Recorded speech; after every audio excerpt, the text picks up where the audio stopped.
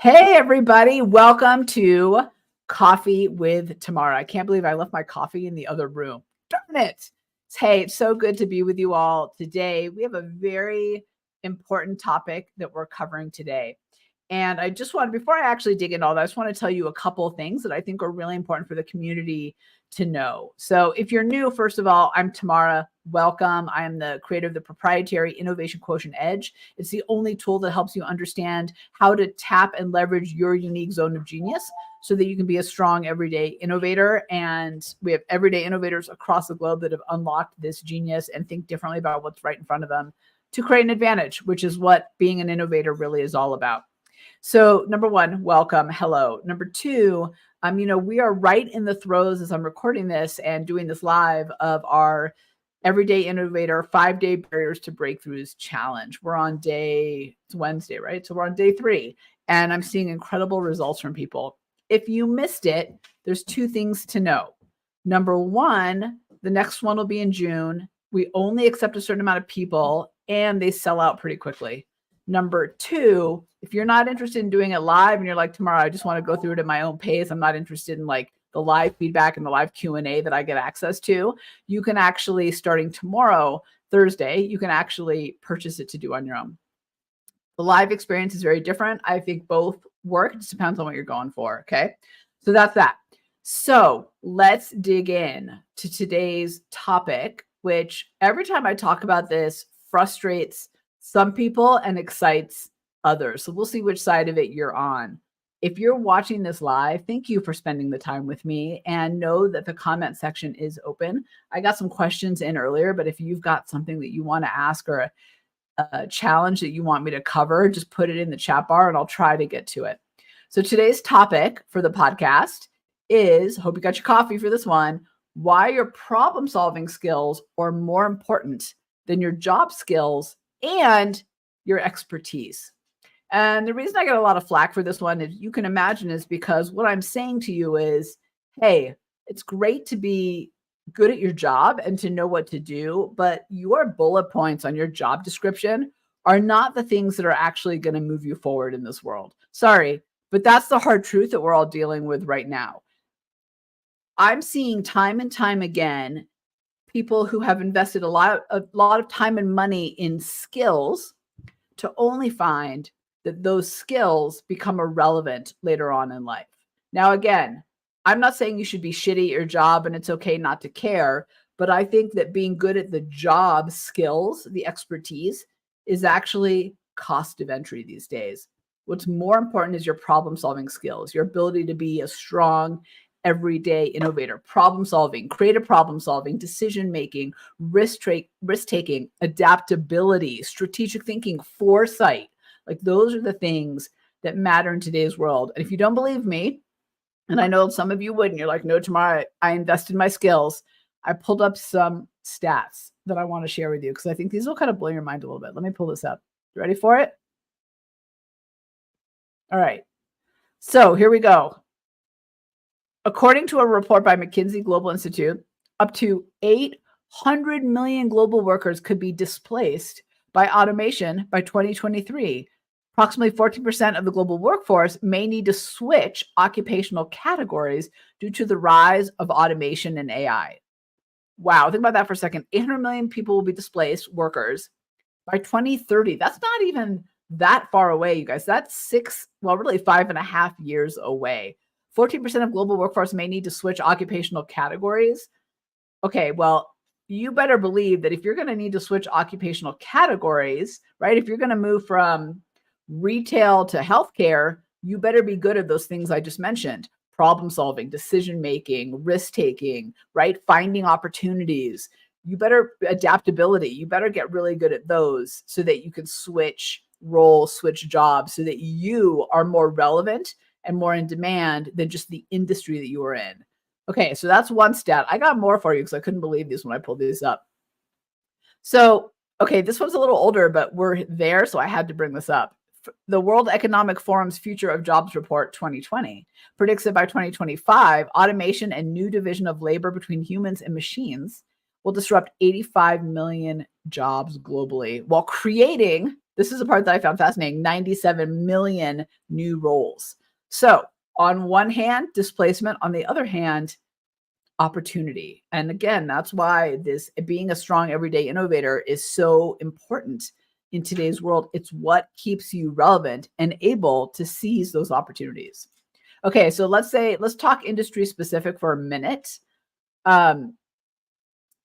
In the retail sector, e-commerce and automation have significantly altered job roles. So for example, the US Bureau of Labor Statistics projects that employment in retail trade will decline by 2% from 2020 to 2030.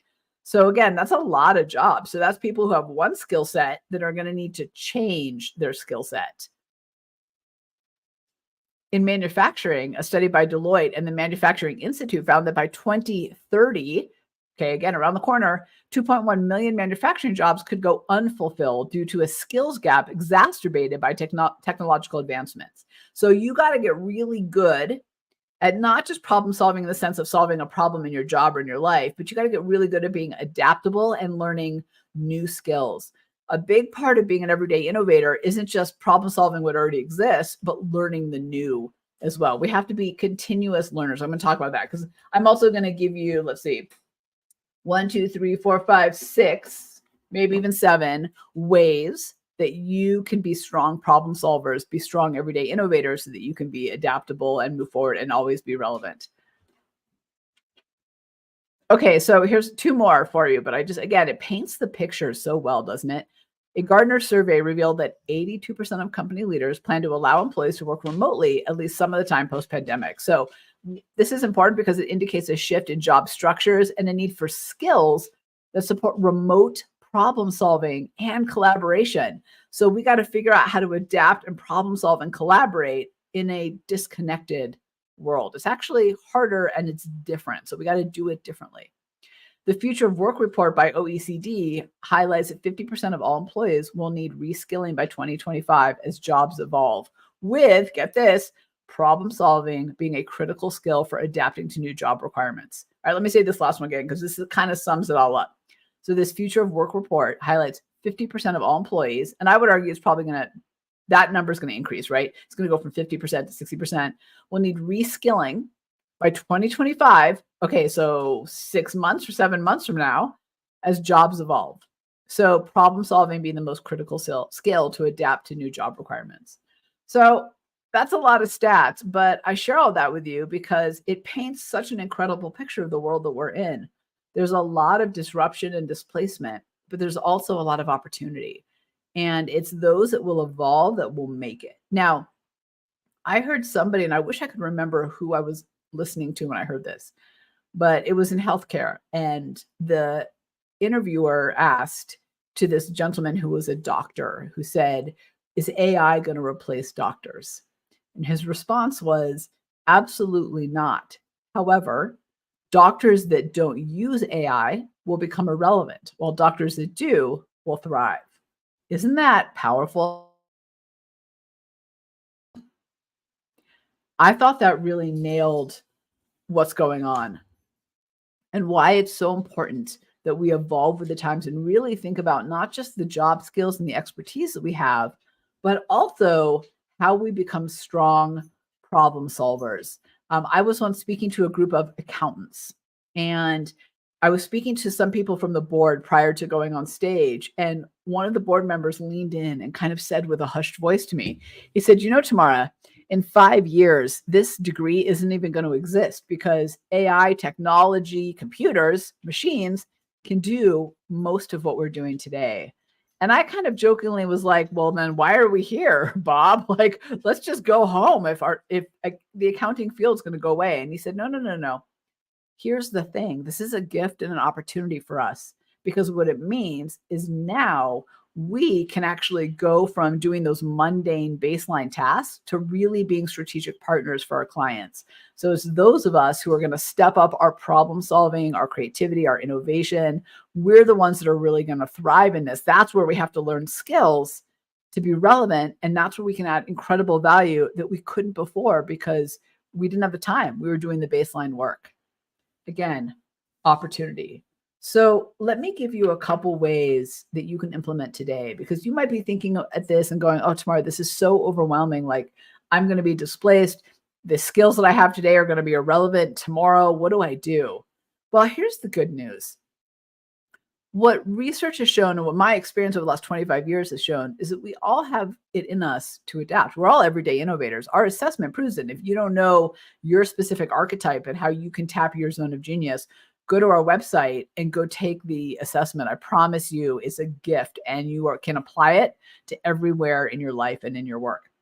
But here's the thing that I really want to highlight is it really is possible for all of us every day with a few little shifts in mindset and actions. And those are the things I want to share with you right now so that you can go out into the world and look at these stats and these numbers and think, hey, you know what, Tamara? World, I got this. I'm crushing it. I'm good. I'm one of those people that's, this whole change is an opportunity for me. I'm adding tremendous value. The people around me are recognizing me for being a strong everyday innovator. I'm seeing opportunities I didn't see before. If I'm in a company, I'm getting promoted and recognized. If I'm an entrepreneur, maybe my business is thriving and going where it needs to go. I'm differentiated in a crowded, cluttered world. Everybody want that? All right. I'm assuming by the yeses, the answers are yes. Okay. So let's talk about the ones that I want to share with you today. So number one is be continuously curious. Sometimes we put these blinders on and we get in our lanes and we're only curious about the things that we either know we don't know, which is a small bucket of things. Most of us think we know more than we do.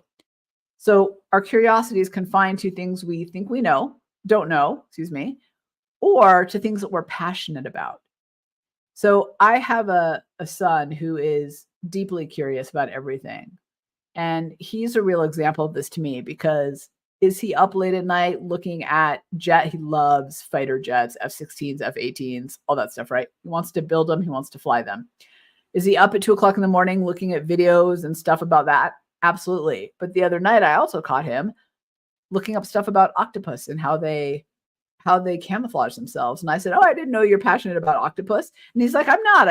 I saw something and I thought it was kind of interesting. So I decided to dig a little deeper.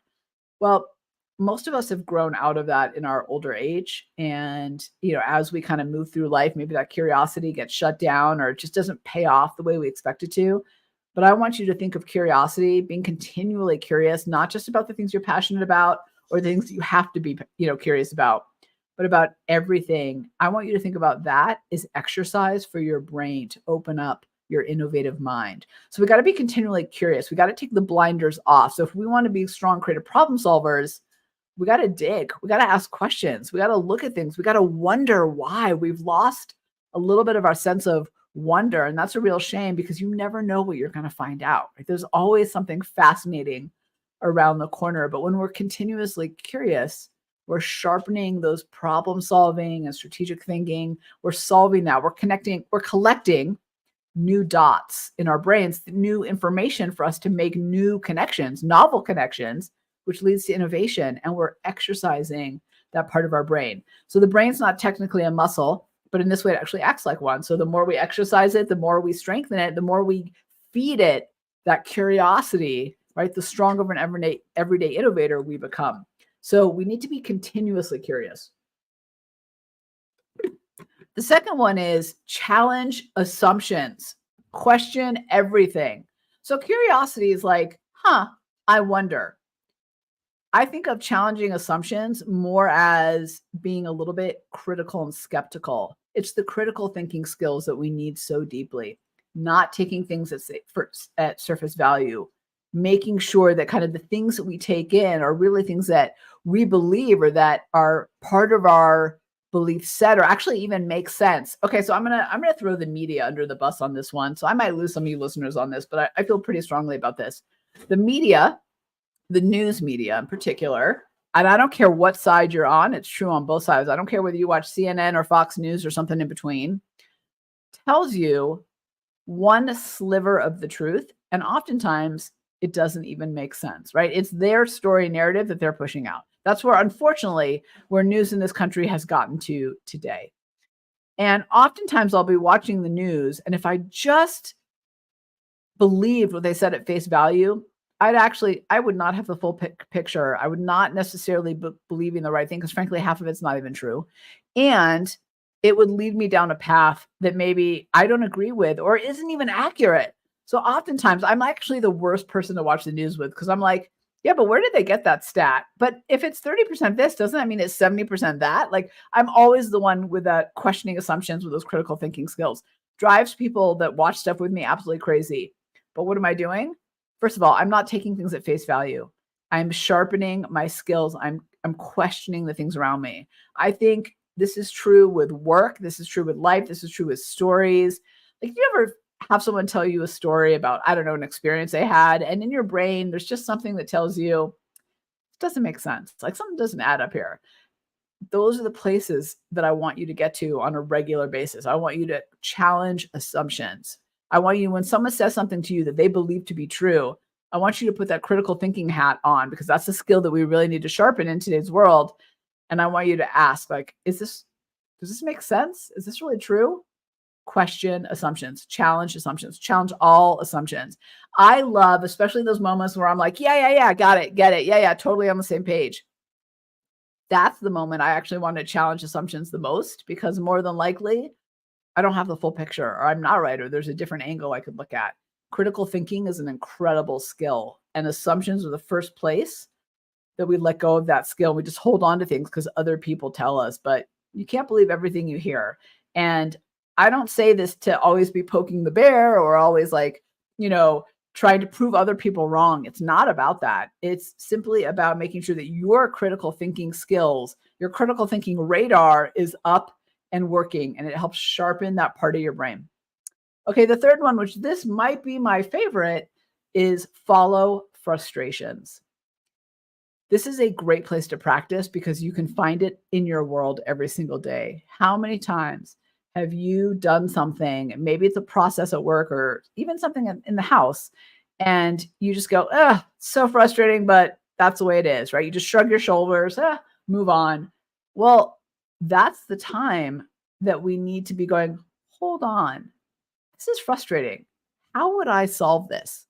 I'm not saying you're going to go actually solve it and go create a new business or product or whatever for it, but follow those frustrations that you have every day. I think you'll find incredible, innovative ideas inside of it.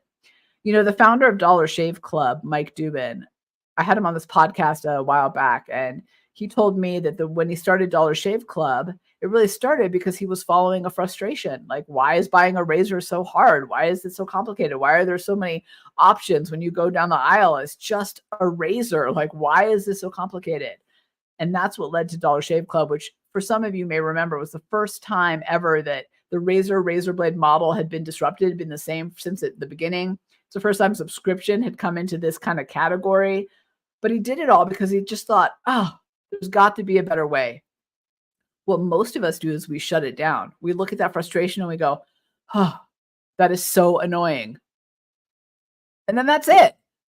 Follow them. So I love during my day, when I'm in the car especially, I love to follow frustrations because that is a great, great time to just think about it.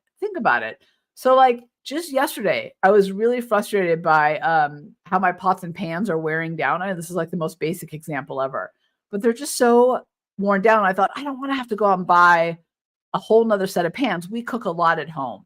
So I just thought this is a frustration of mine, right? So, and this morning when I was making breakfast, I was getting super frustrated. And then I thought, what if I follow this frustration? How would I solve that? All right, well, I would invent a spray that I could put on every time they start to get worn down and like things don't just start to come off. You know what I mean? Like the eggs don't just flow off the pan. There's no longer that like slide. I'm not using the right language because clearly I'm not a chef and I don't know anything about kitchen utensils, but that's my frustration as just an everyday person. So I thought, well, maybe there's a spray I could put, or maybe it's even like a iron-on, like a clear coating, and then you like heat it up and it sticks to the pan. I was like, that would be super cool. Yeah, someone just put in the chat bar, maybe you should buy more expensive pan. Yeah, you're probably right. But still, like, do you see the point of following the frustration? I just came up with a bunch of ideas, and all I'm doing is flexing my innovative muscles. I'm not going to go make products. I don't feel strongly enough about this frustration to solve it in that way. But practicing that in my car and thinking about innovative ideas helped me figure that out, right? Helped me flex those innovative muscles. And that's what we want, right? We want to talk about being better at problem solving. Well, we got to flex those muscles. So we got to think. So just to recap for a second, right? Be continuously curious, have that sense of wonder, not just about the things you're passionate about, but about everything. Question assumptions, use critical thinking when someone tells you a story, when you hear a fact. Like, don't believe things out of the gate. Practice those critical thinking, especially in the moments where you're like, yeah. And then follow those frustrations. When something is annoying to you, a process, a product, whatever, just take some time to be like, how would I solve this? If I were in charge of this, how would I solve it? It's such a great way to flex those innovation muscles. And do you see how, I know you see it, how, with curiosity, we're kind of opening up our sense of wonder and adaptability. With challenging assumptions, it's all about critical thinking. With following frustrations, that's like direct creative problem solving and innovation. Those are the muscles that we're building by doing these exercises. All right. The second one, fourth one. Wow, what number am I on? The fourth one is get uncomfortable. So I was following Andrew Huberman the other day. He's a neuroscientist out of Stanford, pretty well known. And he was talking about how, to rewire your brain to grow and adapt, you have to agitate it. A little bit like you have to kind of go to exhaustion with muscles to build them. Same kind of thing for the brain. So we have to agitate them. And what that made me really realize is to give our brain room to adapt and kind of help it flex and grow, we got to get uncomfortable. And that means new experiences. It means pushing ourselves. It means learning new things that we didn't know. It's getting uncomfortable. We know what that feeling is for us. It's putting our hand up in a meeting when we're afraid to, all those things.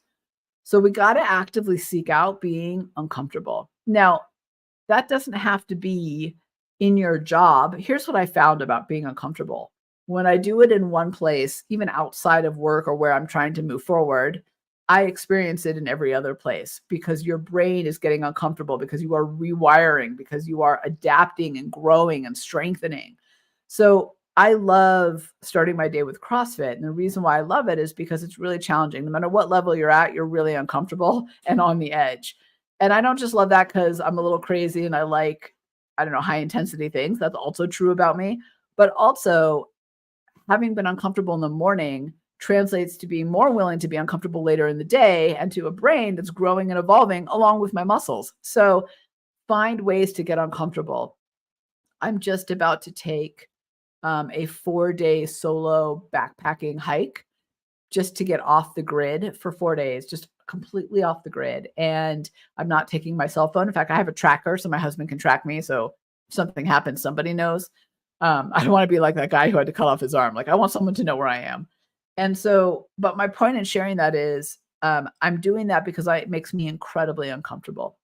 I've never done it. I hike. I live in Colorado. Everybody here hikes, but I'm not a backpacker. I'm not a trekker. I don't have some like call sign on the hiking trail like they do on the Appalachian Trail, because I'm out all the time.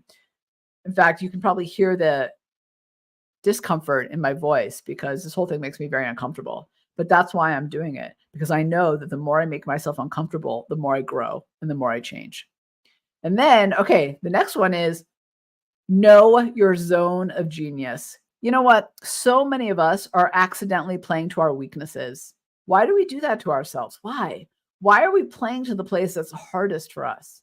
We have weaknesses. We have areas that we're not as strong at. In fact, I don't even like calling it a weakness, because to me, it's like headwinds and tailwinds, right? Your zone of genius is your tailwind. It's giving you momentum. It's pushing you forward even during the hardest times, versus playing to your dormant, your weakness, your areas where you are not good, right? That's your headwind, is pushing against you and creating resistance and friction and making everything like a white knuckle experience. Why would we do that? Why? You don't need to. Your zone of genius is so valuable to you. Not only is it your authentic self, but more than that, it's how you add value to the world. It's how you become a strong problem solver, strategic thinker, critical thinking. All of that becomes super strong when you know your zone of genius and when you actually play to those strengths.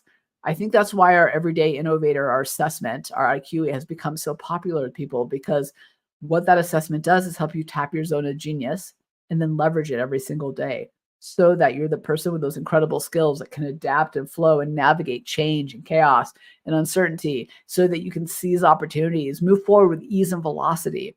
So the last kind of way to really be strong is to know your everyday innovator archetype, know your zone of genius. Don't make it hard on yourself. All right, let me recap these and then I'm going to go into some bubble. I feel like I need transition music for this. I'm going to create some into the two questions that we got in ahead of time that I want to answer for the audience. And thank you. I love your questions. So they are ready. Be continuously curious. Open up that sense of wonder. Question assumptions, right? Use your critical thinking skills. Follow frustrations. Practice creative problem solving and innovation. Seek out challenges, things that are tough, things that are hard, right? Do the challenges so that you're putting those skills into practice every day. Get uncomfortable. Remember, that's where your brain is growing and evolving. And when you do it in one place, it benefits everywhere. And finally, know your zone of genius. Don't make it hard on yourself. Leverage your zone of genius every single day. Go take the assessment if you haven't already. Okay, I'm getting a lot of, I'm going to do this today. It's making me think about my mindset. I feel so closed off and closed-minded. Some of the comments coming in. I feel like I've been going through every day with blinders on. Thank you. This is exactly what I needed. You are welcome, Al. You are welcome. All right, let's get into your questions. I got two, and they're really good. Your questions are always good. The collective genius of this community is amazing. All right, so Renelle from Detroit wants to know, my job is all about completing tasks, no thinking required. How do I improve being an everyday innovator in this environment? Wow, great question, Renelle. Thank you for that. And I think that, correct me if I'm wrong in the chat bar here, but I'd venture to say that there are a lot of us that feel that way, that who we are on the inside, that everyday innovator, doesn't necessarily match the work that we do or the environment that we're in. Are you guys with me? Yeah, I'm getting a lot of yeses, Renelle, so I want you to know that you're not alone. So I think there's an internal and external thing, the way to answer this. So let me start with the external, because that one's a little bit easier, I guess. Is sometimes the environment that we're in doesn't, right? Our bosses don't want it because they see it as disruptive, or frankly, for them, it's too exhausting. They're just trying to do and go home. And we're over here like trying to make things happen. So number one, you got to ask yourself, are you in the right environment, Renelle? Really? Are you? Is there a different environment that would really value the everyday innovator skills, your zone of genius that you bring to the table and that you want to bring to the table? But I don't know about your environment, because I don't know where the company is, but here's what I would say. I would first, before judging, right, before knowing and jumping ship, I might say to your bosses, hey, I really want to, do some more of this. How can I make that happen? How can I kind of like solve some problems? Here's a great way to do this, by the way, is to go with them with a solution already in hand.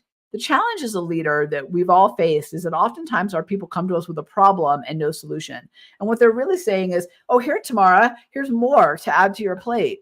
Well, nobody wants that. So sometimes we get shut off from being strong everyday innovators, not because they don't want it, but because of the way that we're communicating it is saying, hey, here's more for you, boss, leader, manager, whoever you are. So what I found in my career to be very helpful when I really wanted to push the boundaries a little bit, and I'm the pioneer, by the way, Renelle, experiential risk taker, so I'm always pushing boundaries. But what I have found is that coming to my boss with a solution or like an idea already in hand not only shows my initiative, but it also shows my boss or my leader that, hey, I'm not trying to put more work on your plate. I'm actually trying to help move us both forward. So if you're trying to be a stronger everyday innovator and you're in an environment that's not valuing that, I would first think about the environment and think about, hey, let me provide some solutions to that person. Don't put more work on the plate. Think about what's in it for them, right? What's in it for them is they want to solve problems and look good too without more work on their plate. That's what everybody wants. So think about that. So that's from the environment, Renelle. The way I would think about it internally, and again, to go back to your question about like, my job is about completing tasks, no thinking required. How do I improve being a strong everyday innovator if this is the environment I'm in? Here's what I want you to think about. Okay, we tackled external, right? Either this isn't the right environment for you, or you got to find a way to position in a way that really speaks to those people. But the second part is internal, and that's this. I would encourage you to take a reflection inward and ask yourself, Am I shut off and not seeing the innovation, the opportunities? Am I not following a frustration? Am I not questioning assumptions, or am I being continuously curious enough? Or have I fallen into this trap of doing the do and checking off the boxes? And Renelle, the fact that you asked that question means that it's there for you to be a strong everyday innovator and to have those incredible skills. And I would really encourage you to think about, am I the one shutting down? So external, bring those solutions to the table, make everybody's world easier. That's how you get the to yes. Internal, I would take a little bit of an inventory about how you're behaving and how you're operating, and really think about the things I said earlier. Go back and listen to the beginning of the podcast about continuously curious, assumptions, etc., and really think about doing those. In fact, I have a challenge for you, Renelle. I would say for a week, 5 days of work, do these every single day with intention and see how that changes the game. Here's what I have found. And I'm finding this in our challenge right now. So, right now we're doing the Everyday Innovators 5 Days Barriers to Breakthroughs challenge. We've got all these people around the globe doing it. And the ones that are being continuously curious and challenging assumptions and following frustrations, doing the things that we're talking about in the challenge, they're the ones that are really thriving and seeing breakthroughs. Their work has become easier and more exciting for them because of it. Okay. So challenge yourself to do this. I believe in you, Renelle, and I believe not only can you do it, but I believe you're going to see incredible results from it. Okay, next question. Camden in Maine, hey Camden, asks, he says, hey, I'm a real estate agent. It's become a very crowded, high-pressured job. It's crowded because everybody's trying to get into it, and it's high pressure because, believe it or not, the market's not everything everybody thinks. Yeah, homes are expensive, but also people are afraid to sell and afraid to buy. Great point. How do I bring innovation to my clients and add value in a way so they stay with me? Okay, so we all want to bring value to our clients. And here's the mistake I often see made, because it's such a good question. This applies to all of us, by the way, Camden, so I'm so glad you asked, is we go into our bubbles and we think, how do I add value? And the problem is we're not asking the people we're trying to add value to. So if you really want to be that innovative partner that by the way, your clients are desperate for, and you ask anybody out there and they will tell you, I don't want someone who's just an order taker. I want someone who can bring me the solutions, who can think through things for me. Like, I'm so over it, right? And this is true across industries, by the way. I want you to, instead of getting into your bubble and just thinking, hey, here's what I think people want, I want you to go ask them. Go ask them, what would help you? Now, here's how I would frame it. I wouldn't frame it myopically as, in this narrow lane, as what would help you buy a home.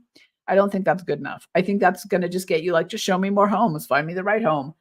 I want you to think in building your home, or in creating a home for yourself and your family. What could I provide a value, or what challenges do you have that I could help solve? So if you want to bring value to your clients, number one, ask them in a way that's expansive. So that's one of the mistakes we often make too, is when we ask our clients or our customers what they want from us. I see this from entrepreneurs all the time. We ask it in such a narrow lane. Hey, how could this water bottle help you? Well, that's not enough.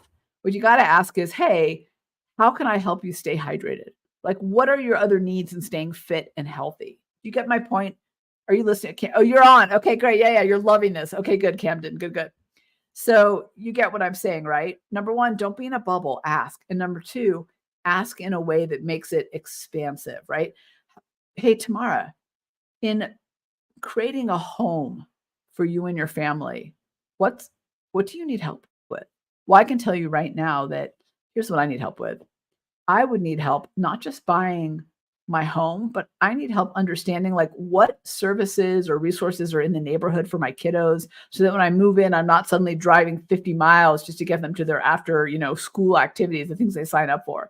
I'd want it, like, for me, and I don't think this is for everybody, by the way, but this is why asking is so important. Like, I want some help. Here's what would make me sing if you're a real estate agent out there. I would want some help figuring out how to create the best family room, that area right off the kitchen, right in the new homes with open space, the best family room possible, so that we are always gathered in a way that brings us together. Like, what furniture do I put in there? Like, what's the layout of it? How do I think about like that from the kitchen counter to the dining room table to the living area? Like, I'm not good at that. I'm creative, but I'm not. You would never want me to design your furniture in your house. I don't have that skill. But my deepest desire is to have a house where everybody comes and gathers and lives and loves and has conversations and right. So you want to help me as a realtor, help me build that living room space or help me see it, bring it to life. I would never leave you who's a realtor. And Camden, I know you and I are not in the same place because you're in Maine, but hopefully this helps. Like, go ask. I want to side note off to a experience I had recently with a group that I'm working with, and this group serves local groups across the U.S. Hold on, I gotta get some water here. I've been talking all morning. And they've been so this national group has been retooling how they do things. And they keep putting this stuff out there that's a miss. And I'm part of the local groups that they're serving. It's a miss, right? What the national side is doing. And I realized the other day that I don't think they've ever asked me what would be helpful. And then I thought, have they asked anyone else? So then I asked them, have you ever done like a focus group, for lack of a better way to say it, asking what would be valuable to people? No. So we get over in our ivory towers thinking we know what our clients and our customers want, but we don't. Don't assume. So this goes back to everything about I was just saying about be curious and assumptions and follow frustrations and get uncomfortable, right? Those are the skills that help us solve these things by asking. So these guys are over here in their bubble thinking they know what we need, and we're over here going, you're not serving our needs, when simply asking would help. That's it. Just asking. So it's not rocket science, you guys. It really, being a strong everyday innovator and adapting and creative problem solving and critical thinking, it's about practice, it's about intention, and it's about putting yourself out there and making it happen. And I love these two questions, Renelle and Camden. Thank you for submitting those earlier. I really appreciate it. Your questions help everybody else. So if you're out there, I just want to remind you, I'm going to pull up the phone number. I want to remind you that we accept questions. So call them in, write them in. I love it when you call them in because then if I can, I'll play it online. I mean, on live. Hold on. I'm going to pull up the phone number for you. So here's where you call in your numbers, your questions. 720-798-4535. 720-798-4535. Call in your questions. Let me know, hey, this is Josh out in Denver, and here's the thing that I'm struggling with, and I'd love your thoughts. Listen, here's the thing. I may not have all the answers. In fact, I know I don't have all the answers, but a fresh perspective and maybe some people on a chat bar with some collective wisdom could actually help you solve. That's what strong everyday innovators do. We put our stuff out there, and then we get that feedback, and we listen without judgment, and we move, and we experiment, and then we put it out there, and we get feedback, and we listen without judgment, and we move, and we experiment, right? The cycle continues. But that's what it takes to be a strong everyday innovator. And as I said in the beginning, and all those stats that I rattled off, disruption and how we're doing things is not just coming, it's here. It's not coming, it's here. So what we got to figure out is how to be strong problem solvers, how to be strong at the things that are relevant in the world that we live in today. And being strong at things that are important today are different than they were yesterday. And that old phrase is true. What got us here today does not get us there tomorrow. And we got to live into that. All right, everybody. Thank you. Thank you. And hey, and if you're looking for a way to flex your everyday innovator muscles, and you're like, I need to practice, Tamara, I would go onto our website, take the assessment, know your zone of genius, #1, and then sign up for either the live coming up in June or do it online in between for the Everyday Innovators 5-day challenge, the barriers to breakthroughs. Because if you do that, you'll flex those muscles, right? You'll open up that sense of wonder. You'll strengthen your critical thinking and your problem solving. You'll become a strong everyday innovator by practicing. It doesn't happen by just hope. It doesn't happen by magic.